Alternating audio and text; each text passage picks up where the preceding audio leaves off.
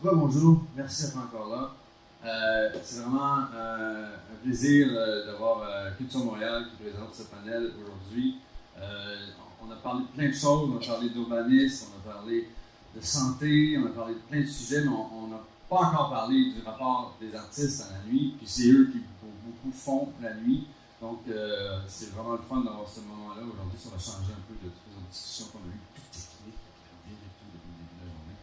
Donc, merci Valérie Beaulieu, directrice générale de Culture Montréal, de faire ça avec nous aujourd'hui. Je te laisse présenter tes invités, puis je vous souhaite bon panel.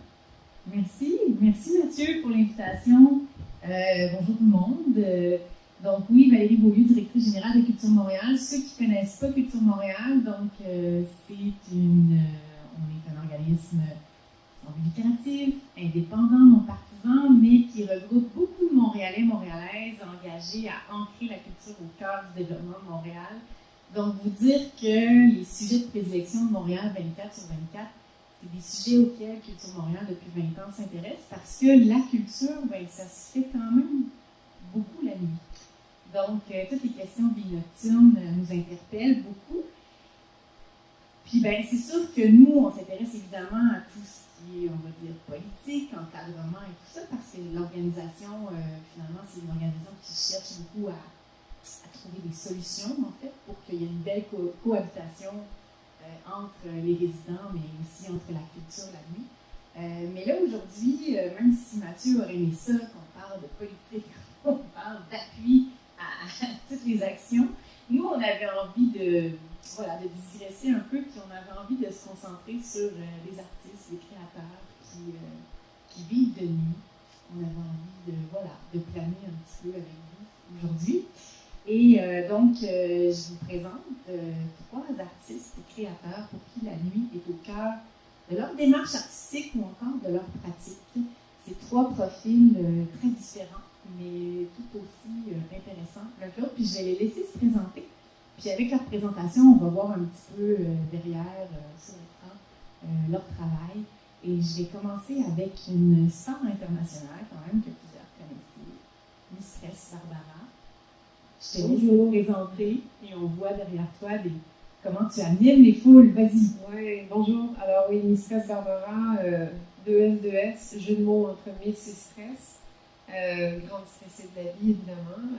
Donc vivre la nuit, c'est pas très compliqué pour moi parce que déjà même quand je travaille pas la nuit, je suis toujours réveillée avec 3000 idées, puis projets, puis j'ai beaucoup d'énergie en gros. DJ depuis 26 ans maintenant. J'ai aussi mon label de musique Iturnem. J'ai sorti énormément de disques. Je suis aussi productrice de musique. J'ai fait beaucoup de remix. J'ai sorti 2 albums plus pop. Sinon, mon style, c'est quand même techno. Et j'ai voyagé partout dans le monde. J'ai joué dans tous les plus grands festivals et clubs de la planète depuis 1996. Alors, et Montréal, c'est la maison, donc c'est sûr que quand je joue ici, pour moi, c'est the best, mais j'ai tellement joué dans beaucoup de pays qui sont incroyables et c'est mon métier, en gros, DJ productrice. Je pense que j'ai tout dit. Je pense que c'est clair. Merci beaucoup. Merci. On va passer maintenant à Pascal Normand, photographe. Et puis là, on a, Pascal, on voit pendant que tu parles, je vais faire défiler quelques-unes de tes œuvres magnifiques. Oui, donc Pascal Normand, artiste visuel, plus spécifiquement photographe, oui, mais même plus précisément artiste photographe. Les œuvres que je crée sont faites à partir de photographie et c'est le mandat que j'ai avec mon appareil, c'est pour créer les œuvres que vous voyez présentement. Donc depuis maintenant 12 ans de façon professionnelle et à temps plein, je vis de la vente de mes œuvres. Œuvre qui, un peu comme on peut le voir, vous s'en doutez avec les images, dans le contexte primaire ici, donc les œuvres, les photographies sont toutes prises de nuit. Donc c'est une technique de multiples, longues expositions, un travail numérique, une impression, un travail de peinture pour le résultat final. Donc 12 ans de façon continue, à temps plein, professionnelle, mais je suis arrivé à Montréal en 1999 et j'ai fait une dizaine d'années du côté télé-cinéma comme réalisateur, faire des courts-métrages et tout ça. Et puis en parallèle, je faisais déjà la photographie de nuit. J'ai découvert la longue exposition et puis pendant une dizaine d'années, en parallèle des plateaux de tournage, j'étais la nuit dehors avec mon appareil photo et puis une dizaine d'années plus tard, j'ai bifurqué les deux pieds dedans. C'est ce qu'on voit ici. Merci. Et Jean-François Lesage, documentariste. Est-ce qu'on met la vidéo avant, puis après? Après, ok. Donc, on va mettre la vidéo. Alors, le son? Oui, c'est ça. Ok, bon, oui. Ouais. Alors, bonjour. Je suis cinéaste depuis une douzaine d'années à temps plein. J'aime bien l'expression documentaire de création. C'est que je parle du réel, je parle de vraies personnes, des vraies conversations, des vrais lieux. Mais après ça, je m'autorise à transformer le matériel, puis à essayer de créer une atmosphère dense. Voilà, j'ai tourné 3 films. La nuit montréalaise m'a offert 3 longs métrages, Conte du Myland, Un amour d'été et puis plus récemment Prière pour le week-end perdu. Alors, on peut peut-être regarder la bande-annonce de Un amour d'été. Alors, on va mettre la petite vidéo.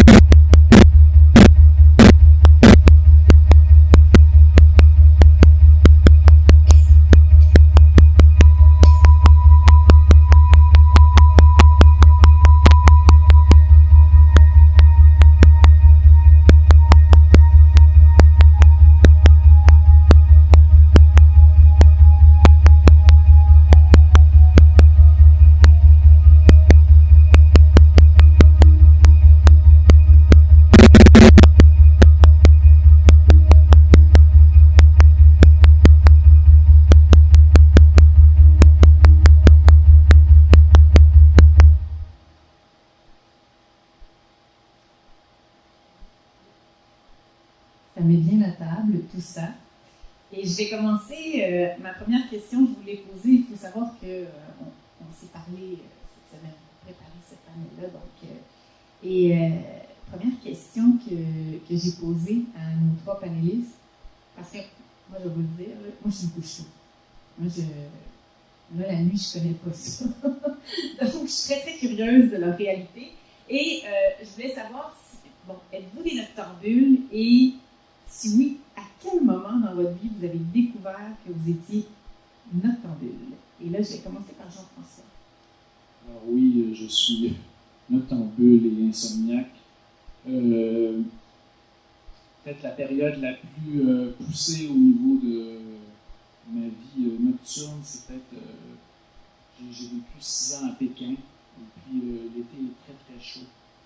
Et puis la ville est faite comme une cuvette, et on a l'impression d'être pendant le jour, on a l'impression d'être un œuf en train de cuire. Alors je sortais beaucoup, j'allais dans une discothèque toute la nuit, je consommais beaucoup trop de Qingdao et j'écoutais de la trance allemande, une musique qui a très mal vieilli.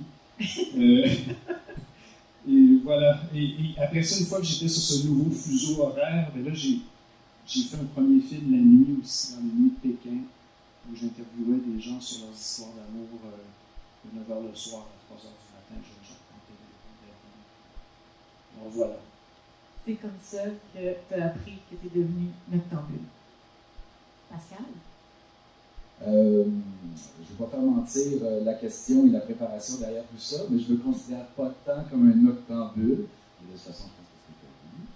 Mais donc, moi, le côté noctambule vient spécifiquement dans l'intérêt créatif, vient de l'intérêt dans ma démarche ou ma photographie de se prendre la nuit. Donc, quand j'ai commencé au début de la vingtaine, avec un appareil à pellicule, un réflexe, trépied, j'ai tout de suite tombé dans la longue exposition qui m'a immédiatement fasciné. Mais c'est un phénomène assez commun pour bien des gens qui vont s'adonner à expérimenter avec la longue exposition. Il y a quelque chose de fascinant de voir la façon dont on peut dévoiler la lumière qu'on a peine à voir de nos yeux. Ça m'a tout de suite fasciné. Et puis, en cours de route, j'ai persévéré dans ce mode créatif-là au niveau photographique, donc de nuit. J'ai beaucoup aimé, dès le départ, une espèce de tranquillité qu'on peut retrouver la nuit. Donc, une espèce pas de no man's land, mais quand même, je vais moi chercher ça. Une espèce de solitude, une espèce de quiétude, de sorte que je vais toujours shooter en début de semaine, lundi, mardi, quand je sais que naturellement ce sera plus tranquille. Et puis, éventuellement, dans mon travail de tous les jours, ce qui me constitue comme artiste à temps plein, ben, moi, le côté nocturne, je l'explore assez peu. Je vais sortir la nuit, sûrement pas plus que 6 à 10 fois par année. Fait que ma vie nocturne est quand même très, très limitée, considérant qu'on est dans un contexte où la vie nocturne est le thème principal. Par contre, la vie nocturne va vivre à travers mes œuvres, parce qu'elles vont avoir une certaine pérennité, vont vivre sur des murs, dans des lieux de diffusion, chez les éclaireurs, etc. Donc la nuit va reprendre sa place, mais dans une façon dont moi je l'aurais interprété artistique. Et Barbara? Eh bien, moi, à la grande surprise de sûrement tout le monde ici, je ne suis pas quelqu'un qui vit la nuit. Alors, effectivement, bon, pour découvrir, pour tomber en amour avec cette musique, j'ai vécu la nuit. Quand j'étais adolescente, évidemment, que je sortais la nuit, je me suis découverte comme une personne, puis mes choix musicaux. Et heureusement, parce que c'est ce qui m'a amené à développer mes goûts pour le genre de musique que je joue et que j'ai voulu produire et tout ça. Mais après, j'ai une belle carrière, une belle grosse carrière, et j'en suis très reconnaissante, mais ça m'a amené à jouer 100-150 gigs par année, parfois 4 pays en 4 jours. Alors évidemment, à la longue, ça fatigue, et aujourd'hui, je vis la nuit si je travaille, mais non, je ne vis pas la nuit. Aujourd'hui, je travaille parce que je travaille la nuit, mais il faut que je me couche avant. Comme demain soir, je joue au Céréo de 3h à 7h du matin. Je me couche à 10h, je dors, là. Je mets mon réveil à 2h du matin, puis ça va faire une courte nuit, mais mieux que rien. Puis au début, quand je vais me réveiller, genre la tête comme on dit en France. Mais après, une heure plus tard, je vais sentir que ce 4 heures m'a fait du bien, puis ça va me permettre de passer à travers la nuit, parce que je ne prends pas de drogue. Et donc, je dois travailler, là. J'ai pas le temps de dire, je vais aller faire une sieste en arrière. Il faut que j'assure, c'est une track après l'autre. Mes sets ne sont pas préparés, contrairement à bien des DJ actuels. Alors, c'est tout improvisé, donc c'est une constante analyse de la crowd, de ce qui se passe, de ce qu'ils veulent, est-ce qu'ils ont aimé ça, non, ils n'ont pas aimé ça, Puis c'est genre, dans 5 minutes, je ne sais pas ce que je joue, et ça pendant 4 heures, parfois 5 heures, parfois 6 heures de temps, donc ça prend beaucoup d'énergie. Et je n'ai plus. J'ai 46 ans et je ne l'avais pas plus à 22. À 22, quand je roulais déjà beaucoup, je me couchais le soir, là, parce que c'est devenu un métier. Et comme je l'ai fait très sérieusement, je l'ai fait avec discipline. Donc même à 22 ans, quand j'avais plus d'énergie, je me couchais. Donc ça n'a rien à voir avec l'âge. Je ne vis pas la nuit, je ne sors pas la nuit. Je travaille, après ça, je me couche. Et c'est comme ça. Et puis, moi, c'est vraiment pas comme toi. Tu dis, je choisis les lundis, mardis, quand il y a du calme. Moi, je ne connais pas ça, le calme la nuit. Moi, je connais la nuit. J'arrive et déjà le taxi arrive ou ma voiture arrive, puis j'entends déjà le club qui vibre, puis je commence à être stressée parce que je m'en vais spinner parce que je suis toujours aussi stressée. Même au bout de 26 ans de carrière, je suis toujours aussi stressée. Puis j'arrive, puis il y a du monde, puis c'est la foule, puis c'est le bordel. Là. Je connais pas ça, la nuit calme. À part quand je me réveille parce que je suis insomniaque aussi, puis j'ai trop d'affaires dans ma tête. Non, c'est pas calme, j'ai trop de choses dans ma tête. Fait que voilà, je connais pas la nuit calme. Voilà. C'est vraiment, c'est vraiment intéressant parce que on voit que Jean-François, Pascal, vous faites un peu par choix votre démarche de travailler la nuit. Puis Barbara, c'est une contrainte du métier en fait. Ça se passe malheureusement beaucoup la nuit. On va dire malheureusement dans ton cas. Mais il y a des festivals le jour. Oui, c'est ça. J'adore ça. 23h, c'est fini. Il y a 15 ans, pareil, alors j'étais plus jeune. J'aimais ça pareil, je trouvais ça le fun. 23h fini, je trouve ça le fun. Il y a aussi une différence dans la foule. La foule la nuit n'est pas la même que la foule le jour. Il y a clairement moins de substances qui sont consommées. Et ça ne me dérange pas, hein. J'ai toujours dit, la drogue, c'est une réalité. On va arrêter de faire les autruches. Si la drogue n'existait pas, désolé, hein, mais c'est la vérité. Si la drogue n'existait pas, il y aurait 10 fois moins de DJ, de travail pour les DJ, de clubs et de festivals. C'est une réalité. C'est comme ça. Je veux dire, je pense pas qu'il y a autant de monde la nuit dans les clubs. Hein. S'il n'y avait pas de drogue, alors c'est grâce à ça, nous, on travaille. Mais quand je joue dans les festivals le jour, je trouve que les gens sont différents, sont plus là. Ouais. Voilà. Puis, j'ai envie de vous lancer sur ma question suivante. Pourquoi la nuit? Puis qu'est-ce qu'elle représente pour vous? Puis là, ben, c'est sûr que, tu sais, je viens de dire, bon, Pascal, Jean-François, vous, c'est plus un choix. Et on reviendra à Barbara, parce que c'est intéressant aussi cette question-là de foule, en fait, qui est différente de jour ou de nuit. Mais qu'est-ce que la nuit? C'est ça, pourquoi la nuit? Puis qu'est-ce que ça représente pour vous? Qui veut se lancer? Jean-François? Je dirais pas de problème. Pourquoi la nuit? Ben, évidemment, moi, je fais de la photographie, et puis quand je fais des expositions, ben, c'est une question à laquelle j'ai fait face plusieurs fois depuis longtemps. Pourquoi la nuit? Pourquoi c'est la nuit? Les gens ont parfois un peu de misère à croire ou à comprendre que le travail que je fais peut être issu de nuit. Il y avait une œuvre qu'on voyait tout à l'heure avec une voie ferrée, avec un ciel qui était assez clair, etc. Mais c'était vraiment en pleine nuit. Donc, j'aime le côté émerveillant, j'aime le côté fictif, bien que je ne réinvente pas les lieux, mais fictif a même un lieu qui lui est très réel, et même comme il y a beaucoup d'icônes du patrimoine bâti, des éléments du patrimoine urbain auxquels on peut se référer. Donc, j'aime bien amener une ambiance particulière. Puis, c'est entre autres autour de cette raison-là que j'aime la nuit, que je choisis la nuit. Le meilleur exemple pour ça, que je donne aux gens quand les gens me posent la question, c'est au niveau de l'ambiance. C'est un peu la même façon dont on va éclairer une pièce à la maison le soir et versus le soleil le jour. On ne va pas éclairer une pièce dans sa maison, une seule grosse source lumineuse qui va tout éclairer partout d'un coup. Et c'est violent, c'est pas souhaitable, alors que plusieurs petites sources tamisées ici et là vont créer une ambiance. C'est ce que je cherche à faire valoir dans mon travail, au-delà des sujets. Et puis, il y a aussi, un peu tantôt, la tranquillité. J'aime le côté solitaire. J'aime un peu sortir, être un peu dans la marge aussi. Donc, m'aventurer dans des endroits où peut-être je ne serais pas supposé. C'est plus facile la nuit de se confier une place ou une autre. Donc, j'aime cette ambiance-là, un petit peu aventurier, solitaire, qui va m'amener dans une dynamique créative qui va résulter dans ce qu'on a vu. Jean-François? Oui,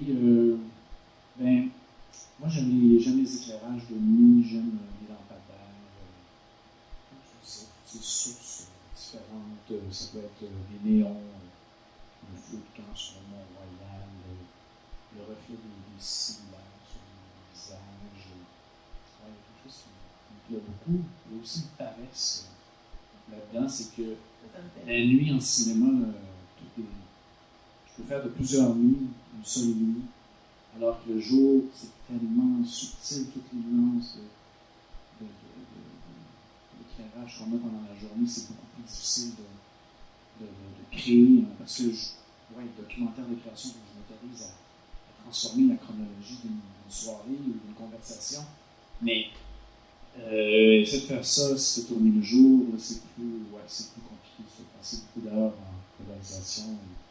Donc, c'est ça. Donc, ça me plaît aussi, cette idée-là de faire une nuit très dense avec plusieurs nuits, de nombreuses nuits de tournage. J'aime aussi l'espace de liberté, l'espace de parole qu'il y a la nuit. Puis particulièrement à Montréal, il y a quelque chose de complètement fou. Je trouve qu'il y a une disponibilité des gens la nuit qu'on rencontre, qu'on croise avec ma petite équipe. Je vous donne un exemple pour mon dernier film, Prière pour une peine perdue. Il est 1h du matin, on est dans une ruelle, on filme des chats. Là, tout à coup, on voit un monsieur qui s'en va fumer sur sa galerie.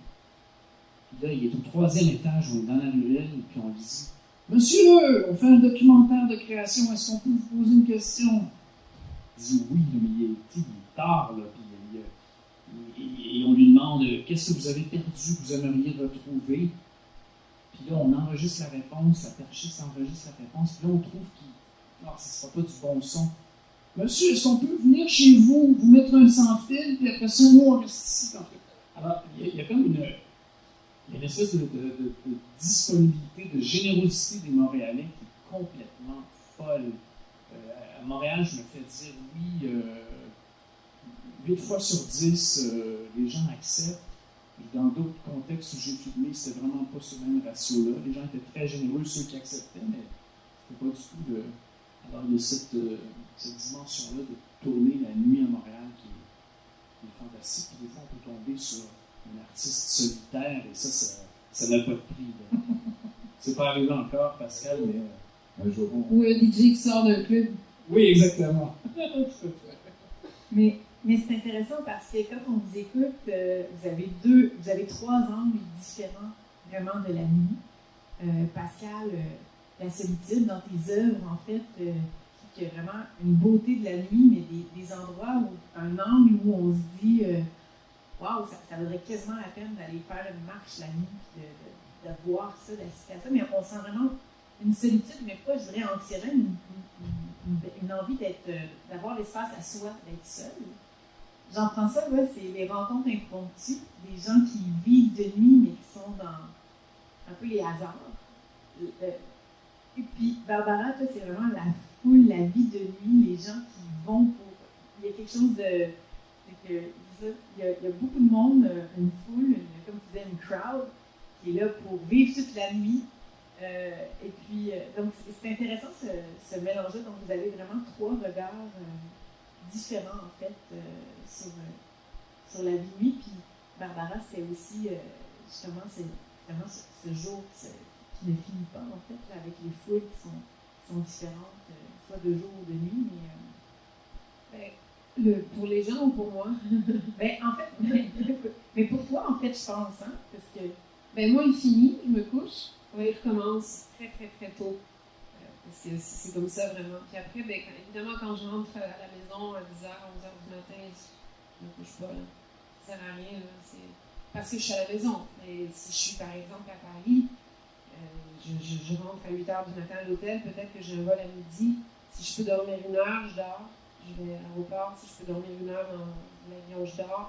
J'arrive à la prochaine ville, mettons, je suis à Berlin, je me couche. Peut-être 1 heure avant le souper, je mange le souper, je me couche. Je suis comme une infirmière au final. Je dors 1 heure là, 1 heure et demie là, 2 heures là et tout.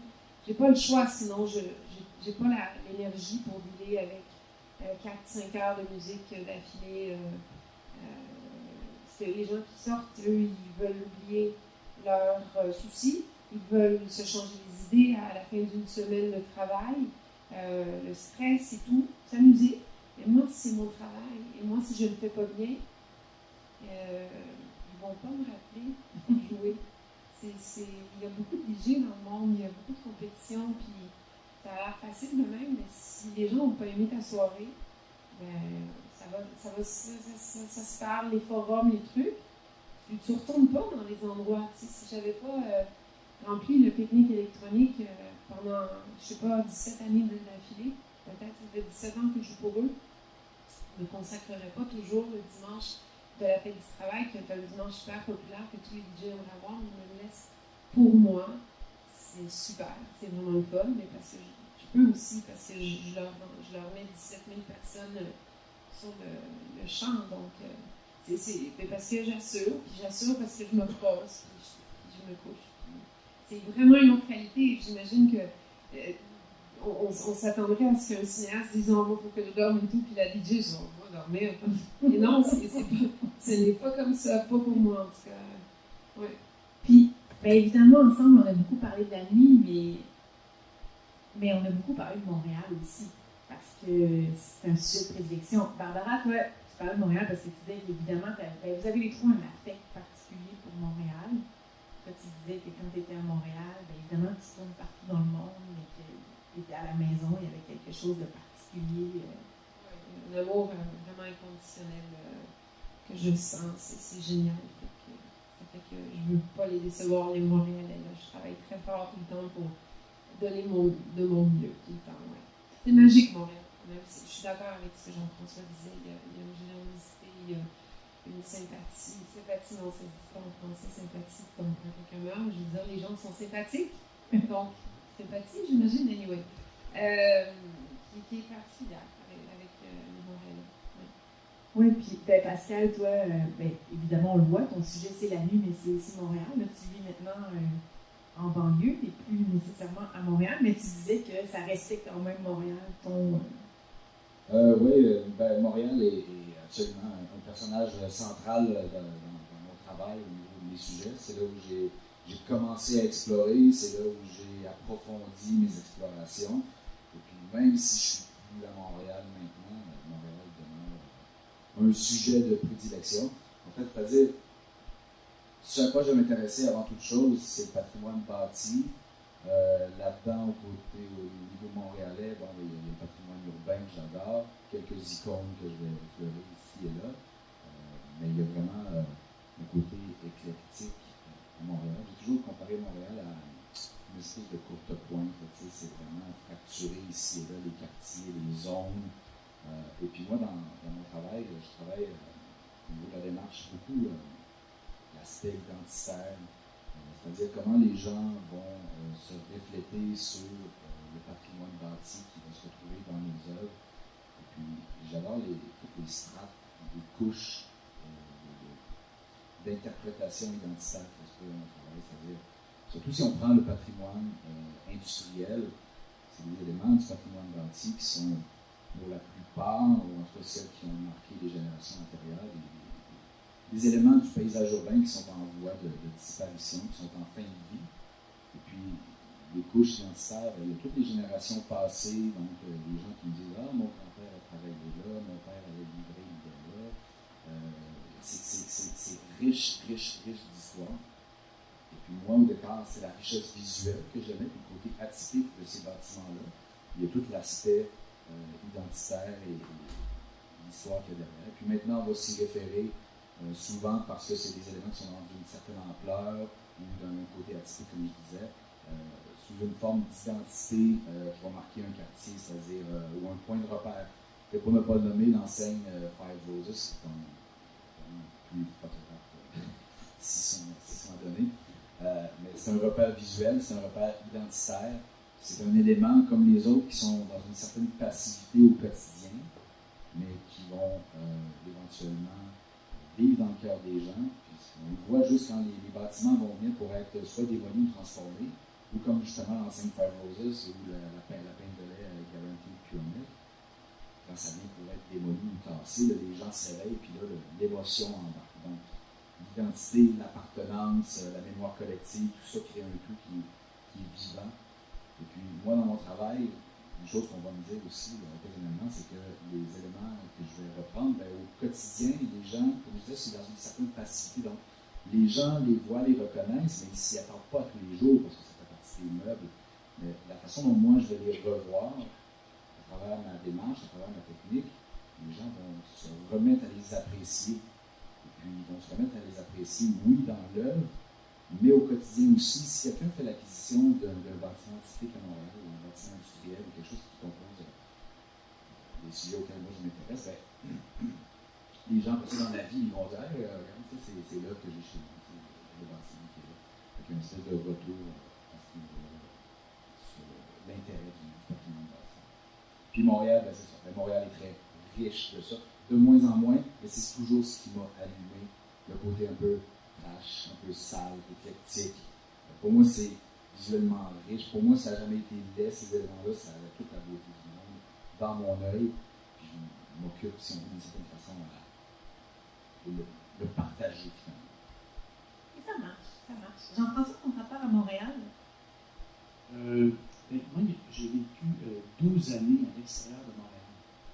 Je me souviens de revenir un été à Montréal, une soirée, une nuit de canicule, peut-être que Mistress Barbara était au stéréo, je ne sais pas, mais j'entendais ce boum, boum, boum. J'avais l'impression que cette ville, puis je m'approchais de où on est présentement, Sainte-Catherine, Saint-Laurent. J'avais l'impression que cette ville, c'était une espèce de magma qui pulse, de désir. Et puis, c'est très impressionnant. Et oui, j'aime ce côté-là aussi de Montréal, complètement. J'ai revu hier soir, dans ma préparation, Bien Atome et Claude de Jean Baudin, les 8 premières minutes. Bon, il y a un meurtre, là, mais il y a quand même une espèce de. Tu vois cette ville pendant le festival de jazz, tu sens cette espèce de. En tout cas, il y a oui, il y a toutes sortes d'énergie à Montréal, mais il y a des énergies très troublantes aussi. C'est fun parce que depuis le début, on ne parle pas de la nuit, un peu stigmatisé, le préjugé qu'on a sur la nuit. Là. Il y a quelque chose d'intéressant dans la discussion. Puis souvent, ben, ça, là, vous savez que derrière votre local, vous avez un petit QR code qui vous mène. Oui, vas-y. C'est quoi le préjugé de la nuit? Non, mais souvent, on a une image de la nuit qui peut être plus dangereuse, plus. Tu sais, là, on parle de sécurité beaucoup, justement les meurtres. On pense que ça se fait de moins en moins maintenant avec les dernières nouvelles, mais non, mais c'est ça. Fait que, il y a comme l'atmosphère un peu, on va dire, moins dans la beauté et dans la. Mais on parle beaucoup de festivité aussi, mais c'est ça. Je trouve ça intéressant de vous entendre. Vous avez derrière votre local un petit QR code qui vous amène sur Slido. Vous pouvez poser des questions. Donc, je vous dis là, moi j'en ai encore des questions, mais on peut prendre aussi, on peut échanger avec la salle, fait que gênez-vous pas. Donc, la nuit, souvent synonyme de justement transgression, liberté. À Montréal 24/24, on a vu sommet, il y a eu des annonces. Récemment, par la Ville de Montréal, on a envie de travailler justement cette question-là de la politique nocturne. Il y a un projet pilote qui va avoir lieu dans les prochains jours. On parle donc de politique de la vie nocturne, de programmes d'encadrement. J'ai envie de vous poser la question de votre expérience, de vos démarches. Qu'est-ce qui ne doit pas être encadré? Quel espace de liberté on doit se garder à Montréal la nuit? Je peux répondre? Oui. Bon. Moi, là, je trouve que, parce que, encore une fois, je vais parler de mon point de vue, mon métier et tout, parce que sinon je dors. Quand je travaille, ça me fait chier, je peux le dire, merci, qu'à 3 heures ça ferme, puis là si on veut continuer, il faut aller dans un after, puis là dans un after on ne peut pas boire d'alcool, donc si on ne peut pas boire d'alcool, je reviens là-dessus, il faut faire de la drogue, encore une fois j'ai rien contre ça, merci à la drogue, j'ai un métier, mais je veux dire, on peut pas juste laisser les gens vivre, genre fermer les clubs quand c'est fini, comme en Europe. Tu veux une bière à 4h30 du matin? Il n'y a pas de problème, comme en Europe. Parce que s'il y avait juste plus de contrôle routier, parce que si la peur est genre, les gens boivent, ils conduisent, mais mettez plus de contrôle routier, je veux dire, en Espagne, c'est un des endroits où j'ai joué le plus dans ma vie, où tous les coins de l'Espagne et il n'y a pas de ces règles que l'alcool arrête, que ça finit pas l'alcool, ça finit pas la nuit, ça finit quand ça finit. En revanche, il y a tellement de contrôle routier, mais il y a tellement que pour le coup, vraiment, là, quand il y a 4 personnes qui vont au club, il y en a vraiment une qui est désignée. Non, moi, ce soir, rien, parce que le contrôle est lourd. Ils n'ont rien qu'à mettre plus de contrôle routier et laisser les gens vivre. Parce que moi, pour moi, comme j'ai dit, j'aime ça jouer le jour parce que je trouve que la vibe est différente. Puis des fois, la nuit, c'est tough de connecter avec le monde. C'est tough. Je le vois, là, ils sont défoncés. Et pour les atteindre, là, il faut que je fouille profond dans ma musique, puis sortir un classique. Puis là, je les ai eu 10 minutes et je les repère parce qu'ils sont trash complètement. Et je me dis peut-être qu'ils pourraient l'être moins s'ils avaient quelque chose dans les mains. Comme moi, j'aime ça, boire de l'alcool. C'est moi, si je sors la nuit, ça n'arrive jamais, mais si j'ai un ami, un pote à Montréal, comme le truc au stade olympique, Carl Cox qui était là au mois de mars, je suis allée boire. C'était la nuit, fait que je suis allée boire la nuit, mais j'ai bu des gin tonic. Mais ça m'a gardé réveillée. Mais parce qu'on nous en a donné, parce qu'on est DJ, parce qu'ils nous connaissent. Mais les gens là-dedans, ils n'avaient pas le droit parce qu'il était 6 heures du matin. Donc, qu'est-ce que tu penses qu'ils faisaient? Fait que, je veux dire, ça, c'est mon opinion. Il ne devrait pas y avoir des règles de fermeture, des règles d'alcool, des règles aussi, parce qu'au final, ça change rien. Il n'y aura pas plus d'accidents, il n'y aura pas plus de je ne sais pas quoi, je ne sais pas pourquoi il y a ces règles-là. Je trouve ça ridicule. Il faudrait juste qu'il y ait plus de contrôle routier s'ils ont peur que l'alcool, les accidents de voiture, machin. Sinon, vraiment, ça devrait être plus chill. Puis, tous ces contrôles gouvernementaux d'alcool, de règles, de machin, ça casse. Et, voilà, ça c'est mon opinion. Après, pour le reste, je dors. Pascal, Jean-François, avez-vous... C'est pas une question à laquelle je me suis adonné à réfléchir parce que ça ne me concerne pas tellement, puisque moi, justement, au contraire, je ne fais pas partie du nightlife ou je ne fais pas partie de la vie économique au moment où moi je me trouve dans la vie. La vie économique va revivre dans le milieu culturel par l'exposition des œuvres, mais live, direct, moi, j'ai pas de... Je cherche la tranquillité. C'est comme quasiment en opposition avec ce que tu viens de dire, tu sais, sans le condamner, parce que je suis tout à fait d'accord avec ce que tu dis. Mais dans ma réalité à moi, tu sais, j'ai pas une réflexion qui est venue dans mon parcours.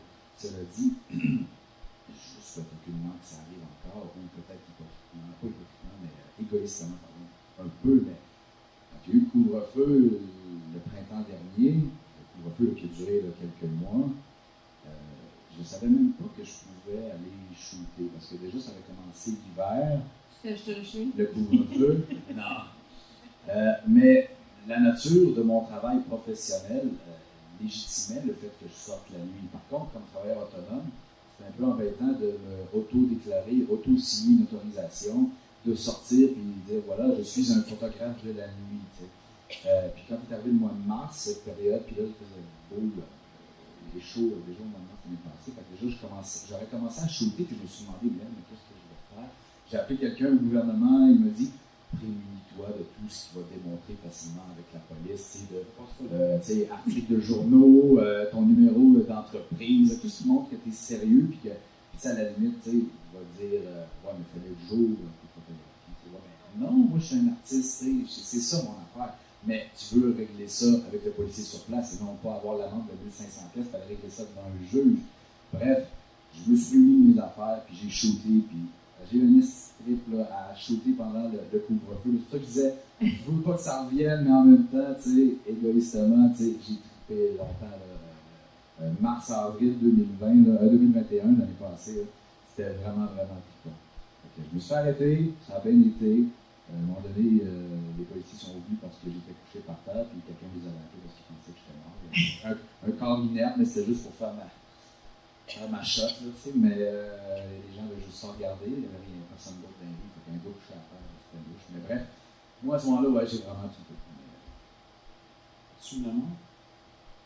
Non, les policiers, j'ai suivi les conseils, j'avais mes papiers, le droit, jusqu'à quelle heure tu vas être là? Toute la nuit. Ouais, ok. La fille. Jean-François? Moi, c'est peut-être en même temps, c'est peut-être les parcs. C'est tellement fun, là, dans un parc, il y a bonne chance pour essayer de fermer le Mont-Royal à 11 heures. C'est pas nécessairement.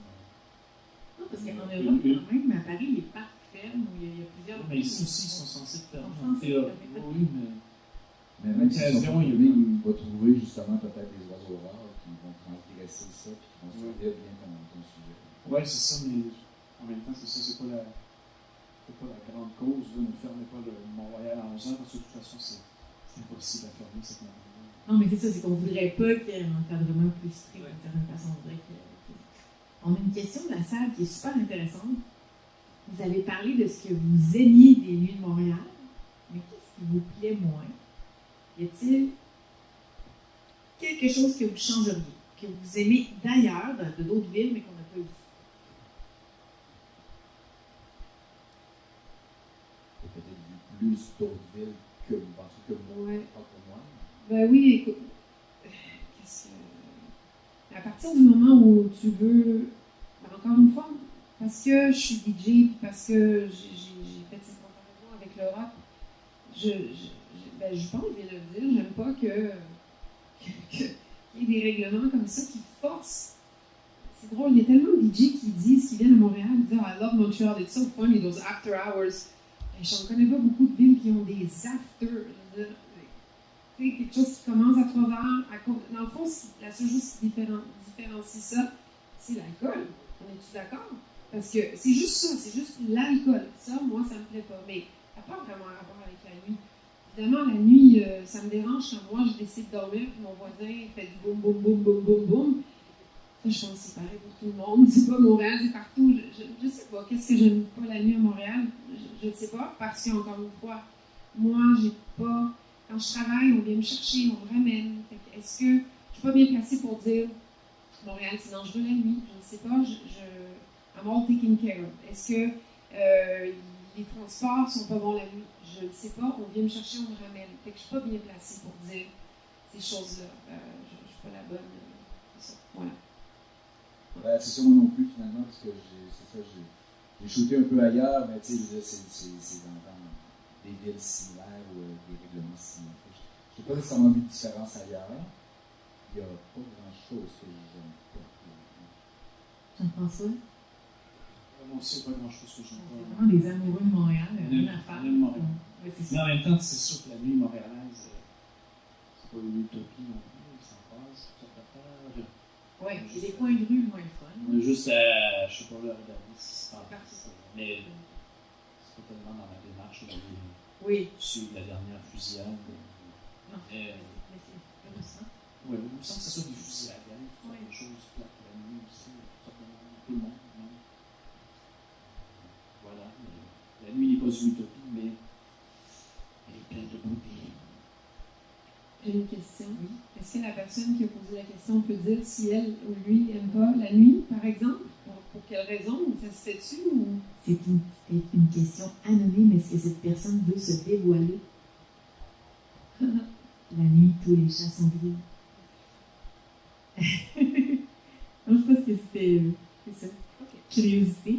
Un autre sujet qu'on a abordé, parce que là, je vois qu'il n'y a pas d'autres questions, mais n'hésitez pas si c'est des questions que vous venez. C'est votre période, normalement.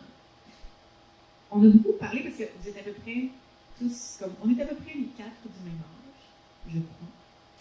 Et donc, la question d'évoluer avec une démarche nocturne quand il y a de la famille, quand il y a des enfants, des jeunes enfants, 6 semaines ici. Donc, on est en plein congé de paternité. Oui, c'est ça. Tu l'as mentionné tantôt, Barbara, cette question-là de rythme et en fait de retour à l'équilibre. Est-ce que forcément on est appelé en vieillissant à devenir diurne ou vous pensez que vous allez toujours avoir ce contact-là privilégié avec la nuit? Est-ce que vous voyez un changement dans les prochaines années? Ben, j'imagine que toi, ton contact avec la nuit, présentement, est différent. Ça se réveille. Oui, c'est des transformations brutales. Le pire, c'est comme le bébé qui dort super bien, puis toi, tu es juste insomniaque parce que tu vas te réveiller 2-3 autres fois. Mais foncièrement, c'est comme j'aime tellement pas la lumière du jour. Je ne me vois pas comme tout pas ça beau, tu sais, la lumière à midi, là. Un lundi, la lumière à midi, n'importe quelle saison. C'est pas ça beau partout. J'aime le crépuscule ou j'aime l'aube. Peut-être que je vais devenir le cinéaste de l'aube. Voilà, mais pas un cinéaste de jour. pas le jour, non. Non, jamais. Jamais. Ben, moi, mes enfants sont. Moi, je suis passé par là. Mes enfants, par contre, ils ont maintenant 6 et 8 ans, mais encore quand même. Mais moi, je vais shooter pareil la nuit, ça ne change pas grand-chose. Ma blonde est à la maison, et puis bon, c'est comme ça. Les autres, ils ne voient rien aller. Là, je veux dire, je reviens à 4-5 heures avant que le soleil se lève. Je me couche un peu, je me relève à 7 heures, des déjeuners, etc. Je vais à l'école, je me recouche. Donc, c'est ça. Mais en vieillissant, non, ça a toujours été un peu la même approche. C'est-à-dire que quand j'étais plus jeune, je ne faisais pas tellement partie du nightlife. C'était vraiment la prise de photographie, c'était vraiment la démarche artistique, c'était vraiment l'intérêt pour la photographie. Puis j'ai gardé le même rythme, mais on s'entend, comme je disais tout à l'heure, le rythme est quand même dans une proportion assez minime là, sur 365 jours dans l'année. Barbara? Moi, quand j'étais jeune, chaque nuit où je la vivais pas à fond était une nuit perdue. J'étais comme, oh, j'ai raté une opportunité de. Et aujourd'hui, chaque nuit où j'ai pas dormi est une nuit perdue. Non, effectivement, non, c'est sûr que mon métier, tant aussi longtemps que je suis DJ, je ne prévois pas arrêter. J'ai beaucoup ralenti. Parce que, par choix, justement, parce que j'avais ce besoin de faire autre chose. J'ai énormément de passion dans la vie. Je fais de la voile, je joue au tennis, j'ai une compagnie de chocolat, j'enseigne la voile aussi, je fais de la moto. Fait que, toutes des choses que tu ne peux pas faire quand tu n'as pas dormi la nuit. C'est presque même dangereux d'aller en moto, d'aller sur un voilier. Fait que c'est sûr que pour pouvoir vivre ma vie, puis dire, OK, il faut que je vive ma vie, il faut que j'explore mes passions, il fallait que j'arrondisse un peu ma carrière pour pouvoir avoir plus de temps aussi, puis avoir une vie privée, puis pouvoir garder une relation, tu sais. Fait que j'ai pas d'enfant, mais si j'en avais voulu, je suis femme. Alors, clairement, boum, j'aurais dû faire une coupure tout de suite dans mon horaire, c'est aussi simple que ça. Donc, j'ai ralenti, j'ai plus de temps. C'est sûr que tant aussi longtemps que je vais DJ, je vais le faire la nuit. Toujours contente qu'il y ait un festival de jour qui me contacte, par exemple. Mais, message ici. Mais je veux dire, la création, parce que je crée aussi.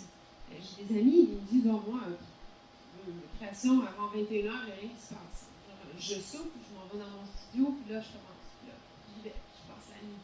Moi, je suis oh my god. Moi, je travaille en studio tous les jours quand je suis à Montréal. Je commence à 9h le matin. Si j'ai une grosse journée où je suis très inspirée, je finis peut-être à 18-19h, mais pas plus tard. Souvent, à 17h, j'ai fini parce que j'ai les oreilles qui me font mal. Puis j'arrête. Puis là, tu pourrais me dire, ben ok, mais fais ça la nuit. Non, je peux pas.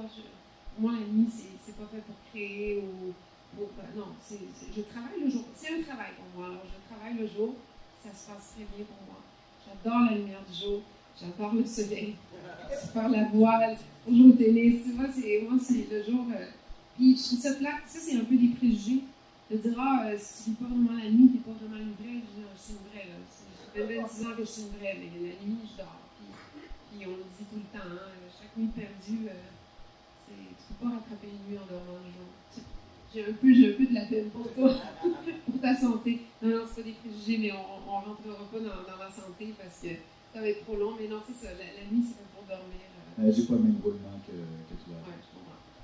Voilà, c'est ça. Donc, je serai.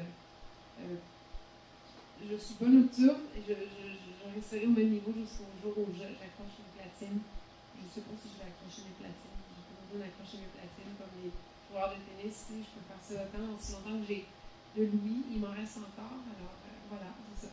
Ben, on va te souhaiter de ne pas accrocher, en tout cas d'avoir tes platines le plus longtemps. Mes oreilles surtout. Oui, les oreilles. Merci. Pas d'autres questions sur le Slido, mais ben, justement, je vais profiter du temps qui reste parce qu'il nous reste quand même un petit 10 minutes, mais n'hésitez pas, toujours s'il y a des questions.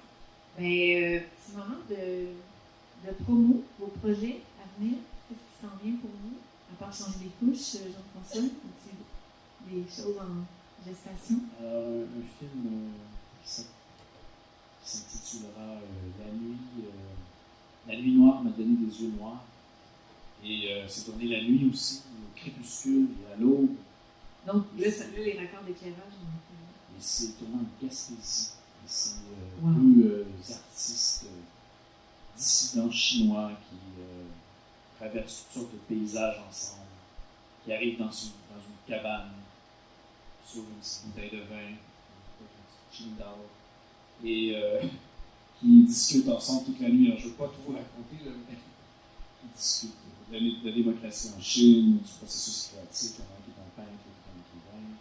Alors, c'est une longue conversation. Wow! On a hâte de voir ça. Pascal? Ben moi, c'est toujours ongoing, la création des expositions, c'est un roulement qui continue toujours.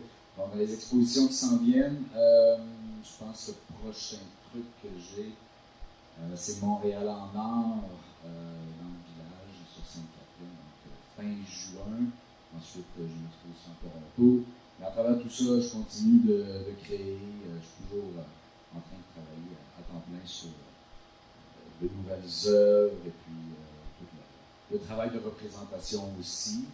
Au niveau des projets, j'ai un projet dans mon coin, donc autour du Mont-Saint-Hilaire, mettant en vedette le Mont-Saint-Hilaire. Donc, des œuvres qui sont issues d'une réalité un peu différente, bien que ce soit aussi la nuit, mais dans les milieux plus ruraux, j'ai besoin de travailler avec la pleine lune, plus ou moins 2-3 jours avant après, pour avoir un minimum de sources lumineuses, parce qu'à la campagne, quand il n'y a pas de lune, quand c'est noir, puis j'ai besoin d'un peu de cette source de lumière-là, c'est une question de timing. J'ai un projet aussi à Baie-Saint-Paul, où on m'a invité à créer des œuvres sur les lieux. Donc, on m'accueille à bras ouverts en fermant la rue principale pour moi. Je suis bien content de ça, mais encore là, c'est un avantage que la nuit peut offrir, c'est-à-dire que c'est pas compliqué dans une ville comme Baie-Saint-Paul de fermer une rue la nuit versus le jour. Donc, quelques heures la nuit qui vont dans la rue. Donc, il y a différents projets comme ceux-là, et puis d'autres projets d'exposition qui viennent dans différents lieux de diffusion, maisons de la culture, etc. D'ici la fin de l'année. Mais, et puis ton site web aussi, on peut voir tes œuvres, puis même une boutique. Oui, ben mon site est un site transactionnel, donc toutes les œuvres que je crée sont sur mon site, c'est pascalnormand.com, donc aussi simple que ça, donc tout est là sur mon site. Et Barbara, donc, tu reviens tout juste de l'Allemagne, stéréo demain. Demain soir, je joue au stéréo, Main Room, donc l'after. Ensuite, j'ai des projets. Bon, en termes de gig, mois de juin, je suis à Toronto. Mois de juillet, je rejoue au stéréo bar. Après ça, je vais avoir le pique-nique électronique à la fin de l'été. Toujours des choses qui rentrent encore, parce que là, comme la pandémie vient de finir, ça rentre au poste. Hier soir, j'ai fait un gala privé au Palais des Congrès. Il y a beaucoup de choses aussi qui ne sont pas nécessairement publiques, donc si j'en parle pas, le gala d'hier, c'est complètement encore privé, etc. Je vais tourner je vais faire partie d'une émission à TV5, tournage fin mai, tellement d'affaires. Et puis, la grosse nouvelle, c'est que j'ai décidé, après tellement d'années, de donner un petit coup de pied, pas un coup de pied pour prendre le bord, mais coup de départ à mon label iTurnM, qui est pas mal dormant depuis plusieurs années. Comme je travaille beaucoup en studio en ce moment, j'ai envie de reposséder la liberté de sortir ma musique quand je le veux. Parce que c'est la raison pour laquelle j'ai parti mon label en 99. Et là, aujourd'hui, comme je sors, j'ai beaucoup de musique qui est finie, j'ai pas envie de l'envoyer à des labels, à attendre des réponses et tout. Là, ça m'a rappelé pourquoi j'ai commencé un label en 99 et je veux recommencer à avoir cette liberté-là pour sortir mes pièces. Donc, ça tend à ce que je relance iTurnM prochainement et que je sorte pas mal de EP, de disques en gros. Puis, ouais, c'est ça va prendre tout mon été là, pour lancer mon label. Donc, c'est ça mes projets. Ben, c'est un super projet, excellente nouvelle pour Bravo, merci pour votre générosité. C'est vraiment passionnant. Comme je vous disais, pour une couche chaude, pour moi, j'ai appris plein de choses sur la nuit. Merci tout le monde d'avoir été là. Merci Montréal 24/24, Mathieu, de nous avoir invités pour ce panel. Donc voilà, on vous laisserait sur cette note. Merci à vous d'avoir accepté notre invitation. Et puis, dans 5 minutes, on passe à cette dernière